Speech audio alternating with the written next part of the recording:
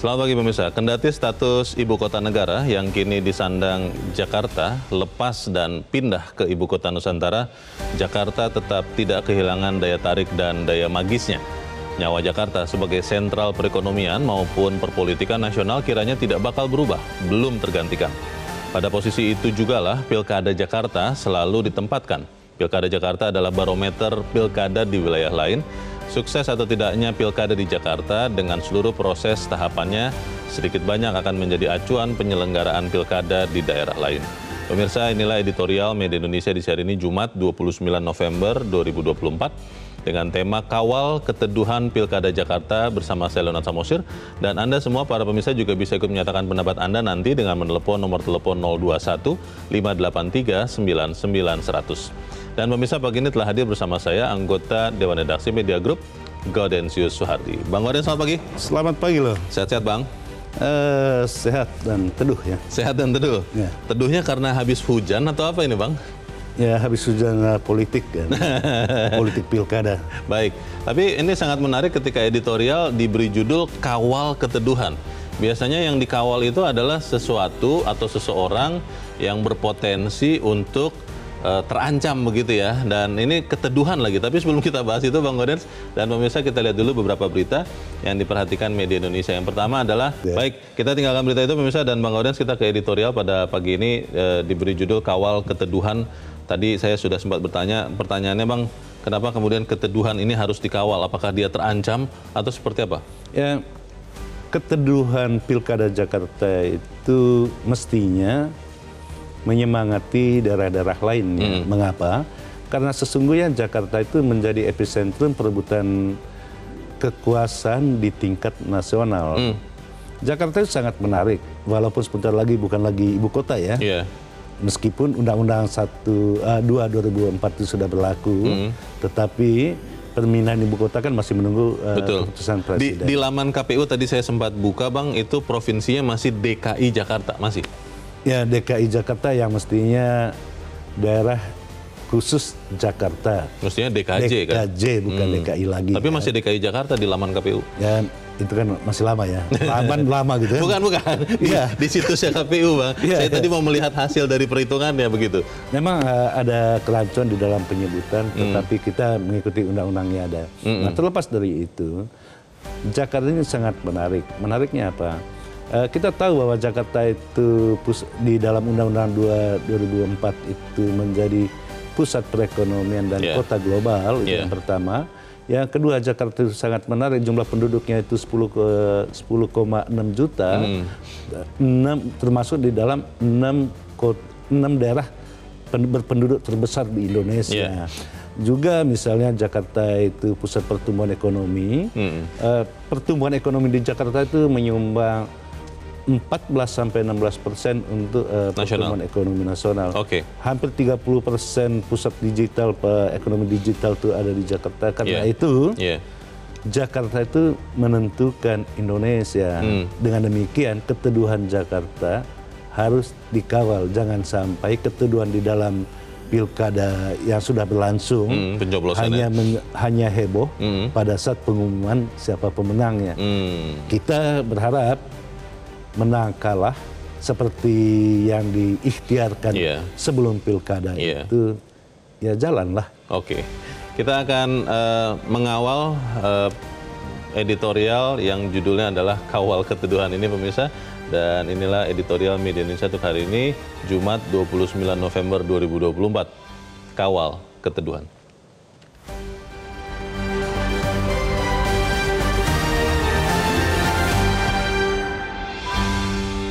Kawal Keteduhan Pilkada Jakarta.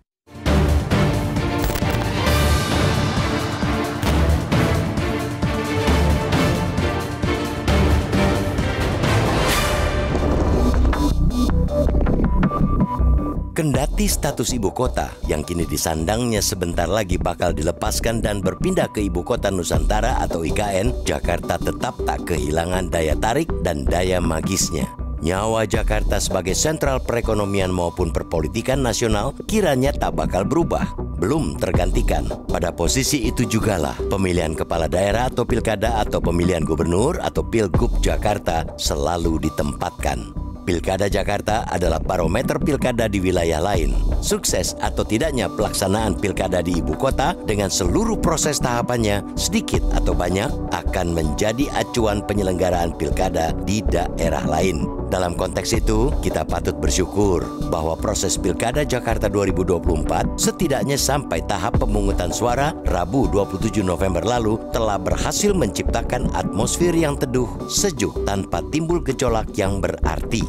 Kiranya keteduhan itu akan terus terjaga hingga final hasil putusan pilkada pada Desember nanti dan syukur-syukur menular ke proses tahapan pilkada yang serupa di daerah lain. Tanpa bermaksud menegasikan masih adanya sejumlah pelanggaran dan upaya kecurangan yang dilakukan kontestan pilkada maupun pendukung mereka, juga masih belum optimalnya kerja penyelenggara maupun pengawas pilkada. Secara umum Pilkada Jakarta 2024 bisa dinilai telah berjalan baik. Prinsip-prinsip utama pilkada yakni bebas, jujur, dan adil relatif sudah berjalan sesuai garis yang ditentukan. Dengan kondisi tersebut, kiranya kita layak memberikan apresiasi setinggi-tingginya kepada masyarakat Jakarta sebagai aktor utama dari episode Pilkada Jakarta yang menyejukkan sekaligus menggembirakan. Pun kita mesti memberi hormat kepada KPU Jakarta, Bawaslu Jakarta, aparat TNI Polri, dan aparatur sipil negara atau ASN di Jakarta yang sudah taat asas menjalankan prinsip dalam kompetisi demokrasi. Di tengah kritik besar dan gugatan terhadap netralitas, Pilkada Jakarta bisa menegasikan itu semua. Publik tentu berharap suasana sejuk, damai, dan minim kegaduhan tersebut akan dapat berlanjut dan terjaga hingga tahap akhir pelaksanaan pilkada yang dalam klaim salah pasangan bakal berlangsung dalam satu putaran. Saat ini, berdasarkan hasil hitung cepat sejumlah lembaga survei ataupun real count versi form C1, Pilkada Jakarta sepertinya akan berlangsung satu putaran saja. Dari dua metode penghitungan sementara itu, pasangan Pramono Anung dan Rano Karno sudah mendapatkan suara 50% plus 1 suara, yang artinya suara mereka sudah di atas syarat untuk memenangi Pilkada Jakarta dalam satu putaran. Namun, publik, kontestan, dan para pendukung hendaknya tidak terburu-buru menarik kesimpulan. Semua pihak mesti menghormati setiap proses yang ada, termasuk menunggu hasil akhir penghitungan yang sah dan resmi dari KPU Jakarta pada pertengahan Desember nanti. Dalam ketentuan yang ada, KPU setiap daerah akan mengumumkan hasil resmi pilkada paling lambat pada 15 Desember 2024. Karena itu, pengawalan proses pilkada hingga hari H pengumuman hasil resmi tersebut harus pula dikuatkan. Jangan sampai ada pihak manapun yang berusaha untuk, misalnya, mengakal-akali proses penghitungan berjenjang yang dilakukan KPU demi kepentingan kemenangan kandidat tertentu. Kita tak boleh terlena karena berdasarkan pengalaman pemilu dan pilkada sebelum-sebelumnya, pada proses penghitungan suara berjenjang itulah justru kerap muncul kecurangan dan manipulasi suara. Transfer suara acap kali terjadi pada penghitungan suara mulai dari tingkat kecamatan, kabupaten, hingga provinsi. Rangkaian proses yang baik tentunya akan memunculkan produk yang baik pula dengan proses pilkada yang tak hanya sejuk dan damai, tapi juga akuntabel. Siapapun pemenang Pilkada Jakarta nanti diharapkan akan mampu membawa Jakarta ke arah yang jauh lebih baik. Tidak hanya menjadi kota global yang semakin maju, tapi juga menjadi kota yang mampu memanusiakan dan membahagiakan warganya.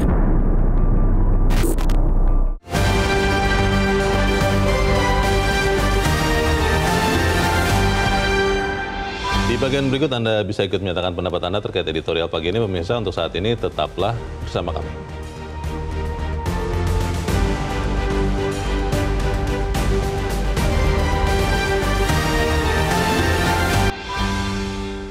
Terima kasih pemirsa, Anda masih bersama kami di Editorial Media Indonesia. Dan sebelum kita lanjutkan diskusi kita, Bang Gaudens, kita mau bertanya dulu. Saat ini kita sudah tersambung lewat saluran telepon dengan Ketua KPU DKI Jakarta, Wahyu Dinata. Pak Wahyu, selamat pagi. Selamat pagi Mas Leonard, pemirsa Metro TV. Ya Pak Wahyu, senang saya karena kita bisa berbincang, dengar-dengar agak kelelahan sampai kurang enak badan, tapi sekarang bisa berbincang. Pak Wahyu, pertanyaannya adalah begini, KPU DKI Jakarta kira-kira akan merilis hasil atau menetapkan hasil Pilkada Jakarta itu kapan Pak? Ya, kita kan belum memutuskan ya kapan tanggal resminya, karena memang di tahapan pilkada itu ada misalnya dari tanggal sekian sampai tanggal sekian.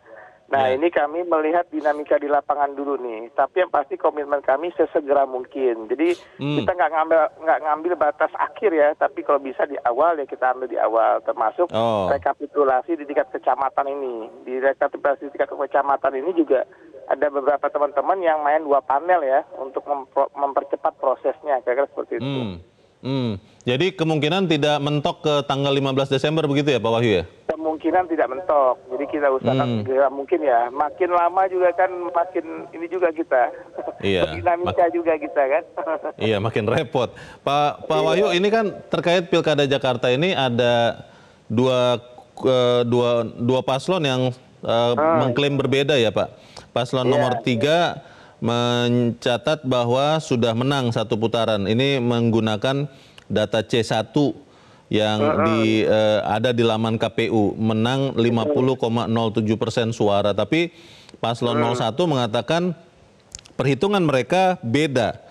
Ini menyikapi ini apa Pak yang disampaikan oleh KPU DKI Jakarta, Pak Wahyu? Ya, yang pasti kami di KPU menghimbau masyarakat, pasangan calon untuk nanti menghormati apapun hasil yang ditetapkan oleh KPU.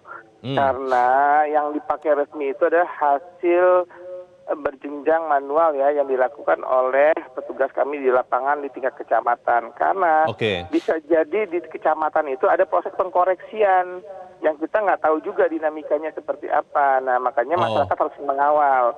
Makanya kami melakukan ini setransparan mungkin, Mas.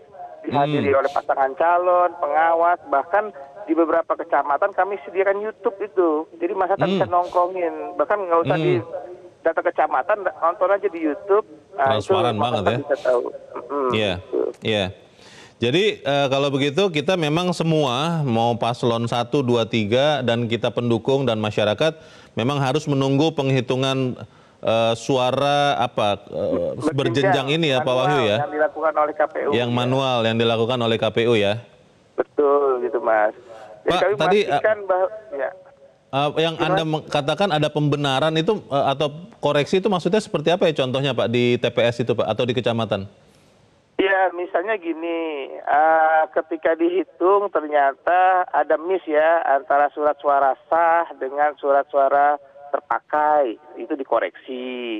Atau misalnya jumlah DPT, jumlah DPS, DPTB, DPK itu dikoreksi.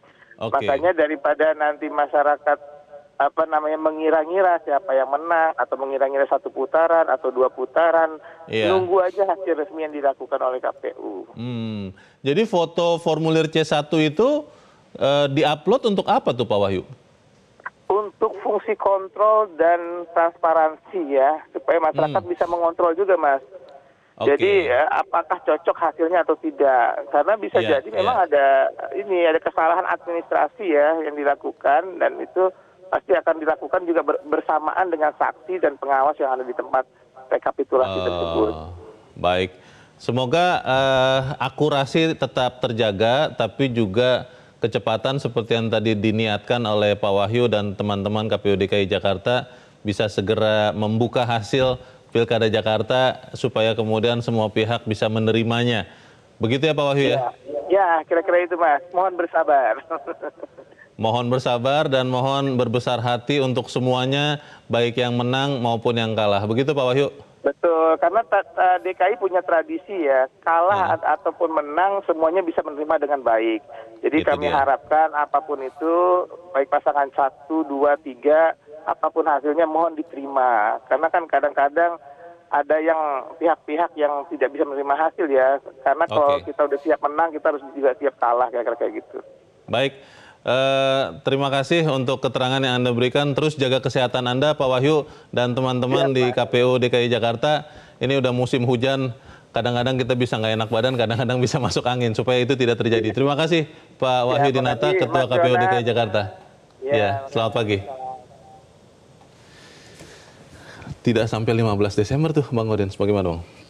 Ya kalau di Jakarta itu kan daerah kecil ya, beda dengan kondisi di luar Jawa, apalagi di Papua, bagaimana membawa dari TPS sampai ke kecamatan juga bisa berhari-hari. Medannya lumayan mudah dan datar lah ya Jakarta. Justru kalau berlama-lama di Jakarta itu semakin banyak timbul pertanyaan. Tetapi apapun, pertama-tama kita memberikan apresiasi yang tinggi kepada KPU, Bawaslu, dan seluruh pihak yang terlibat di dalam penyelenggaraan pilkada di Jakarta.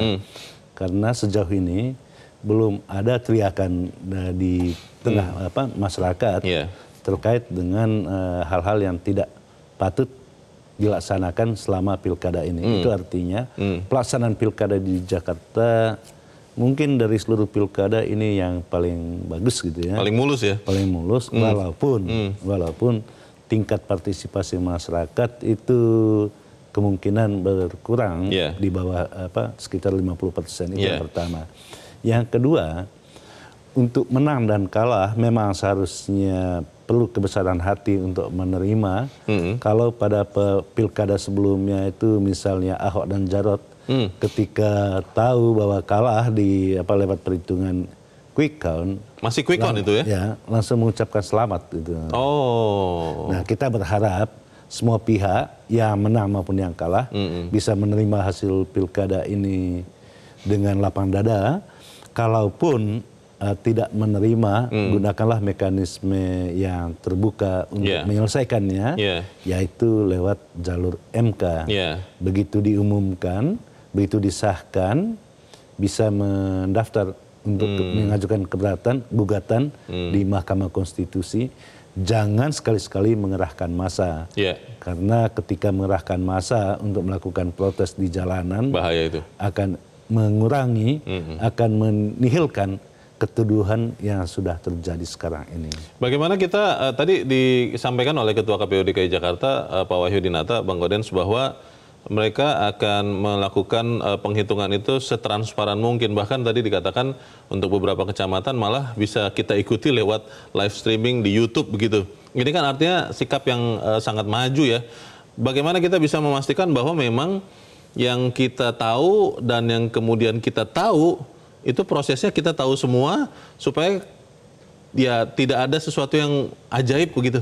Ya, pertanyaannya kan mengapa ada sirekap, mengapa ada informasi di situs KPU. Walaupun disebutnya masih DKI Jakarta ya. Mestinya DKJ ya, DK, daerah khusus Jakarta, DKJ.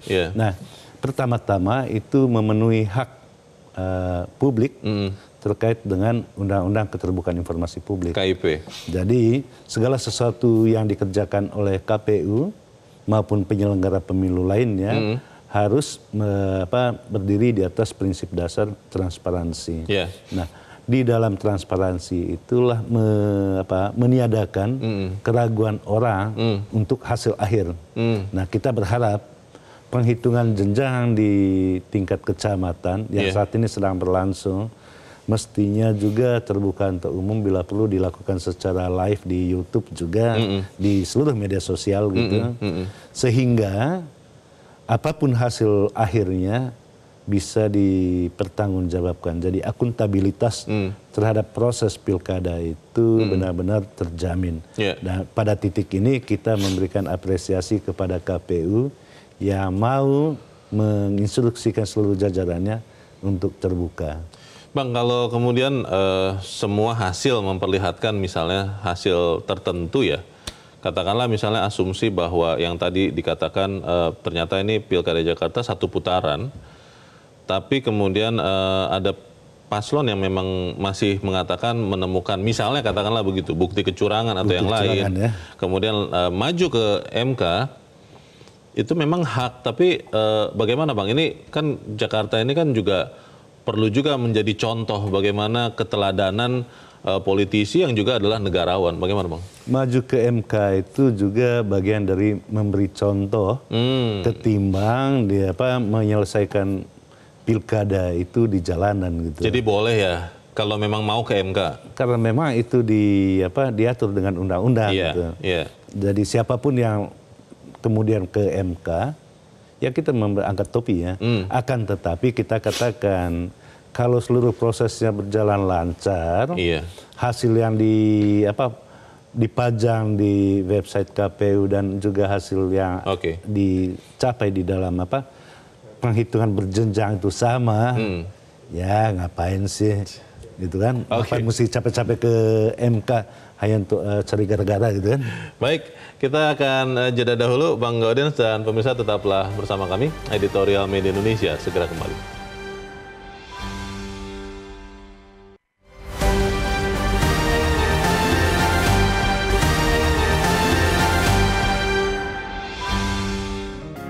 Media Indonesia mengajak Anda untuk mengakses fitur premium e-paper. Dengan sajian konten berbasis intelektual dan meneguhkan kebangsaan, Media Indonesia tampil dengan lebih dinamis melalui e-paper Media Indonesia yang dapat Anda akses kapan saja, di mana saja. Caranya mudah, download aplikasi Media Indonesia di Android atau ketik link e-paper.mediaindonesia.com atau bisa scan QR Code pada layar kaca Anda. Klik tab e-paper di bagian samping layar tablet Anda, daftarkan data diri, serta pilih paket berlangganan e-paper Media Indonesia sesuai dengan kebutuhan Anda. Nikmati juga bonus spesial tambahan 4 halaman rubrik fokus setiap hari. Semua bisa Anda dapatkan hanya di e-paper Media Indonesia. Untuk informasi lebih lanjut, hubungi customer service di nomor 0811 1201 2018 atau kunjungi media sosial @Media Indonesia. Media Indonesia, referensi bangsa. Terima kasih Anda masih bersama kami di Editorial Media Indonesia, dan sekarang kita akan mendengarkan juga Bang Gaudens pendapat dari pemirsa Metro TV terkait dengan mengawal keteduhan Pilkada Jakarta. Kita sudah terhubung dengan pemirsa Metro TV di Banjarmasin, Kalimantan Selatan, Pak Tasrik Usman. Pak Tasrik, selamat pagi. Selamat pagi Mas Leo, selamat pagi Pak Gaudensius. Assalamualaikum warahmatullahi wabarakatuh. Waalaikumsalam warahmatullahi wabarakatuh. Bagaimana Pak Tasrik, ini walaupun dari Kalimantan melihat Pilkada Jakarta seperti apa? Silakan Pak. Ya, kita berharap bahwa perlu dikawal keteduhan Pilkada di Jakarta karena kita tahu persis bahwa Pilkada di DKI ini merupakan barometer Pilkada seluruh Indonesia ya. Sesuai dengan Undang-Undang Pilkada, memang ada keharusan bahwa di DKI itu harus 50 plus 1 suara, baru dinyatakan menang. Sementara di daerah lain itu 23% ke atas. Nah sekarang kita lihat ada dua, nomor 1 dan nomor 2, itu wajar saja mereka mengemukakan, mengklaim ada yang sudah 50,07, itu nomor 3 mengatakan, kemudian nomor 1 masih berharap untuk ada pilkada 2 putaran. Nah, kita berharap KPU di sini harus transparan, jujur dan adil. Kalau perlu libatkan publik untuk mengawasi perhitungan baik itu di tingkat kecamatan sampai dengan tingkat provinsi. Kuncinya adalah masing-masing pasangan itu atau saksi-saksi membawa C1. Karena kalau ketika C1 itu ada, maka insya Allah seluruh proses penentuan itu tidak menjadi protes dari segala pihak begitu. Ya, sekarang kuncinya adalah ada di KPU dan Bawaslu supaya bagaimana menyatakan kemenangan itu atau katakan 2 putaran itu sudah sesuai dengan perhitungan sesungguhnya supaya masyarakat bisa menerima. Dan kita berharap tentu karena ini ada campur tangan elit-elit di DKI, tolong jangan ikut-ikut campur. Serahkan semua kepada KPU begitu. Terima kasih. Assalamualaikum. Terima kasih Pak Tasrik Usman di Banjarmasin, Kalimantan Selatan untuk pendapat Anda. Selamat pagi Pak. Di belakang Pak Tasrik ada Pak Ondo Silitonga dari Bekasi, Jawa Barat. Pak Ondo, selamat pagi. Selamat pagi Bung Leo, selamat pagi Bung Golden. Selamat pagi Pak Ondo. Silakan Pak pendapat Anda Pak. Iya, pertama saya bersyukur ya Pilkada saat ini nyaris damai, tidak ada kericuhan, kalaupun ada kecil dan tidak berarti. Saya mohon ini penduduk Jakarta itu belajar dari Malut ya. Meski Bu Sherly itu seorang Kristiani, perempuan dan bermata sipit, unggul, tapi di situ damai, tidak ada kericuhan apa-apa ya. Yang mayoritas penduduk Malut itu Muslim. Juga belajar dari Banten. Bu Airin itu unggul hingga 70% sebelum pemilihan. Ternyata tertinggal oleh pasangan dari Gerindra. Dan juga aman dan damai. Ya Jakarta harus cerdas seperti itulah. Di DKJ ini kita bingung ya. Kadang-kadang KPU itu, Sirekap itu Bung Leo, sudah diperbaiki dan biayanya gede itu. Tapi nggak dilepas. dan dilepas, boleh lihat, boleh ini, hitung sendiri totalnya. Loh, ini nyusahin rakyat yang lihat. Padahal secara teknologi itu mereka bisa hitung. Apa sih maksudnya? Kan itu sebenarnya alat bantu untuk menjaga agar kita bisa lihat ini ada permainan apa tidak gitu loh. Terakhir, golput itu Bung Leo, menurut saya mungkin gara-gara para pemainnya ini naturalisasi, ada yang dari Bandung, dari Banten, Jakarta. Makasih. Nah, terima kasih Pak Ondo di Bekasi, Jawa Barat untuk pendapat Anda. Selamat pagi. Saya agak terlambat menyadari naturalisasi. Saya pikir pemain sepak bola, Bang. Ternyata di Pilkada juga ada menurut Pak Ondo. Terima kasih Pak Ondo. Di belakang Pak Ondo ada pemirsa Metro TV dari Kalimantan Utara, Pak Yunus Luat. Pak Yunus, selamat pagi. Selamat pagi, salam sejahtera untuk kita semua. Selamat pagi. Jawa kedua. Khusus untuk pilkada DKI Jakarta, apapun hasilnya kita tetap percaya kepada penyelenggara, ya KPU, Panwaslu dan pengamat-pengamat penyelenggara. Jadi jangan ada sedikit pun potensi untuk tidak baik. Percaya penuh bahwa ini adalah demokrasi. Siapapun yang terpilih, saya yakin tidak dengan iman, percaya kepada Tuhan bahwa itu adalah Tuhan. Baik. Baik, terima kasih Pak Yunus Luat di Tanjung Selor, Kalimantan Utara. Minta maaf, kami harus menutup lebih awal karena tadi ada suara yang lebih kuat di latar belakang Anda. Tapi terima kasih, kita sudah menangkap bahwa Anda melihat demokrasi harus dijaga. Bang Gaudens, tadi menarik yang disampaikan Pak Tasrik, bahwa sekarang ada di KPU dan Bawaslu bolanya. Kemudian Pak Ondo tadi mengatakan mencontohkan ada di Maluku Utara, ada di Banten yang beda dengan perkiraan, tapi ya tetap tenang sampai sekarang, tetap teduh. Bagaimana Bang? Ya, kita berharap para elit seperti yang dimention Pak Tasrik tadi itu untuk juga memberikan keteduhan bahwasanya Pilkada Jakarta itu bukan semata-mata arena pertarungan antar calon, tetapi juga menjadi ajang adu pengaruh sosok-sosok kuat di balik itu, mulai dari Pak Jokowi sampai Anies dan Ahok misalnya. Endorser. Mereka itu yang disebut politik endorsers. Jadi kita berharap para tokoh pengaruh yang ikut mewarnai Pilkada Jakarta juga memberikan keteladanan akan keteduhan itu sendiri. Kalau mereka teduh bisa menerima hasil pilkada sejauh ini, kita berharap rakyat juga akan diam. Karena toh yang berisik di dunia tidak nyata itu kan adalah juga bagian dari kemenangan itu sendiri. Nah, buzzer-buzzer? Ya, buzzer-buzzer itu kan bagian dari kemenangan maupun bagian dari kekalahan.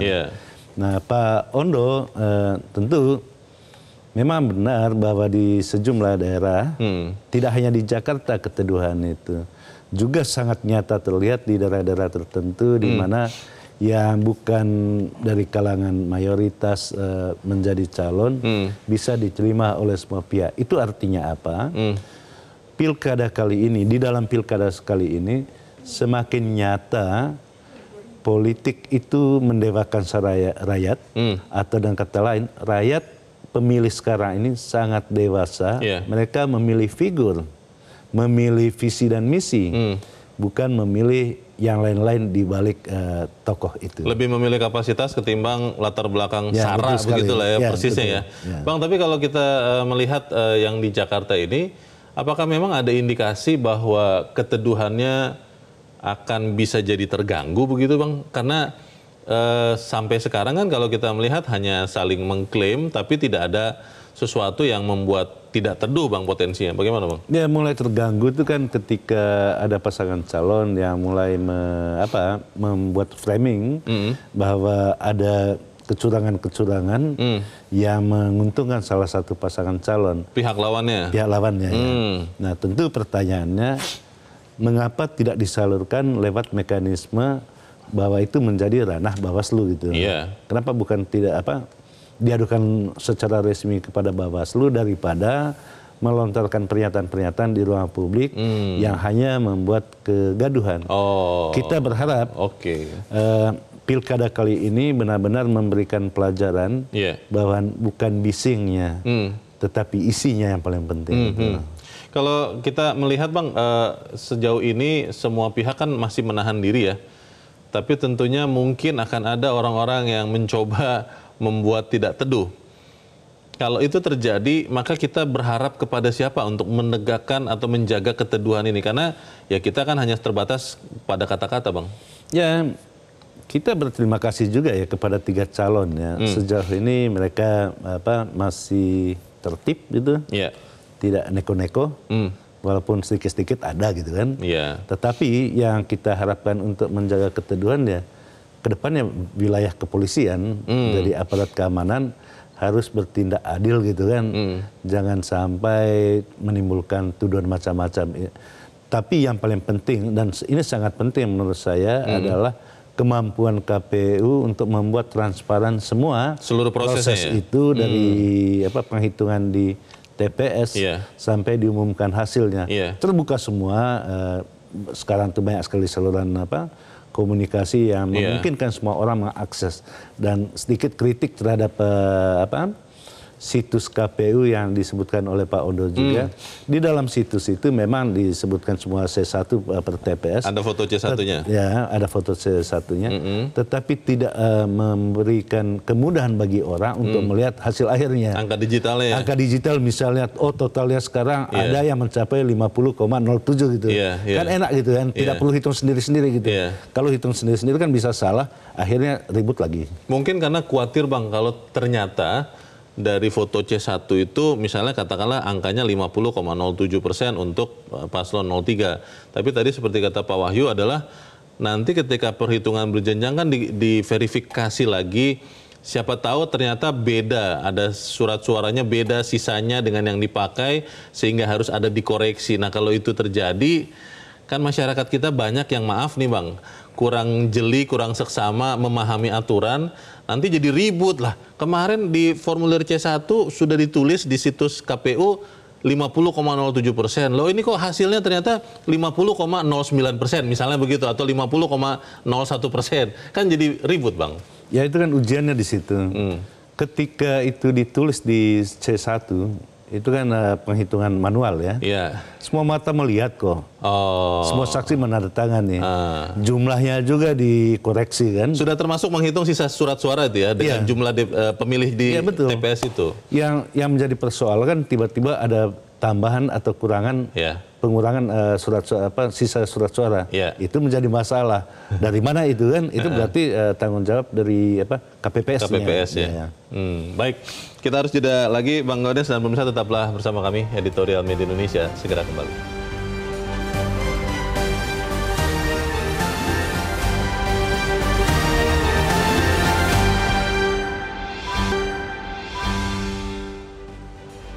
Terima kasih Anda masih bersama kami, dan kita ada di bagian akhir diskusi kita pagi ini. Bang Gaudens, di situasi yang tenang, kalau kita melihat perjalanan politik di bangsa ini pasti ada saja yang tidak senang dan kemudian mencoba untuk mengusik ketenangan itu. Yang paling saya sering lihat sekarang adalah di media sosial Bang.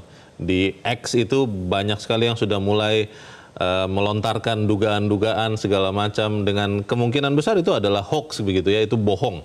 Nah pertanyaannya adalah bagaimana kemudian keteduhan ini, minimal di dunia maya dulu lah, itu bisa tetap terjaga supaya tidak ada orang yang terpengaruh dan akhirnya jadi sesat karena memang disesatkan ini Bang.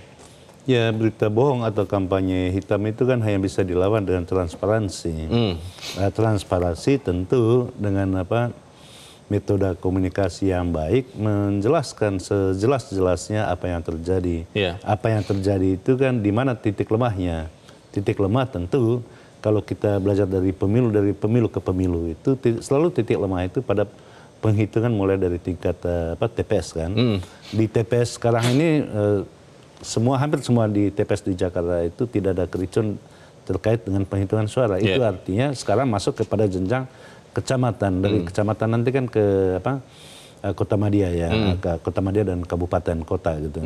Nah itu berarti kita berharap seluruh proses ini benar-benar dilakukan secara transparan. Hanya transparansi itulah yang bisa membungkam suara-suara yang berniat jelek di dunia nyata maupun di dunia maya gitu. Transparansi itu ya.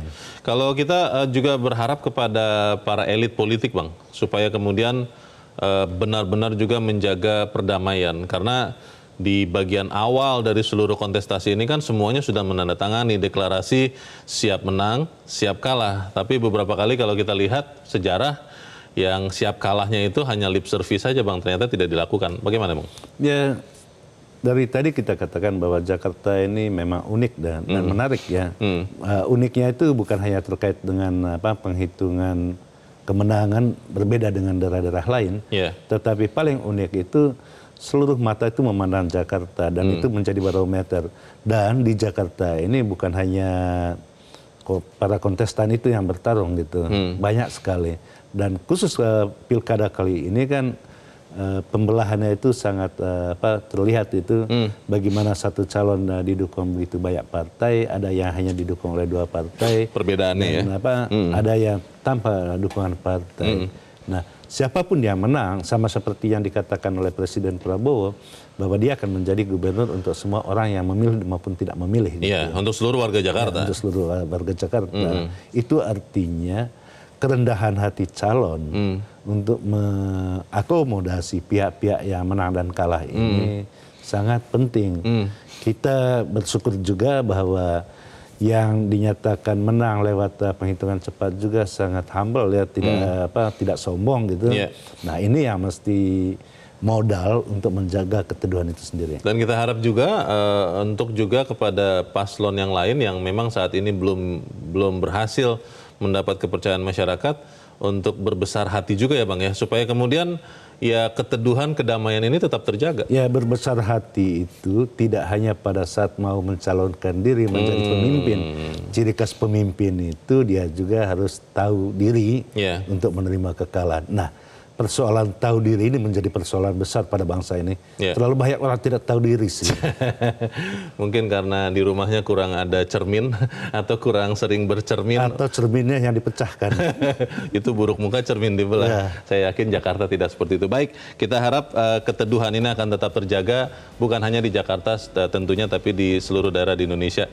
Bang Gaudensius Suhadi, terima kasih sudah hadir tempat ini. Selamat pagi Bang. Selamat pagi Leon. Pemirsa, kita harap hasil dari Pilkada Jakarta ini akan kita segera ketahui, transparansi dan keterbukaan, juga kebesaran hati dari semua kontestan. Kita harapkan supaya Jakarta dan juga daerah-daerah lain tetap teduh.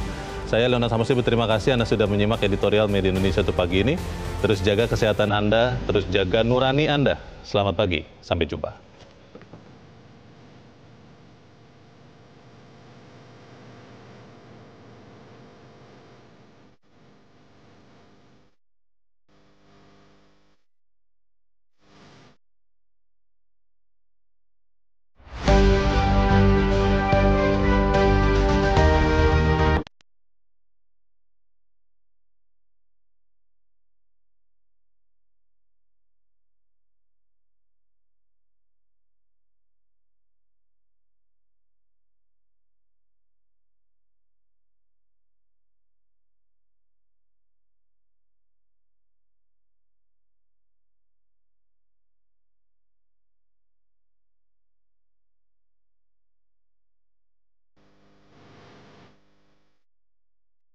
Metro TV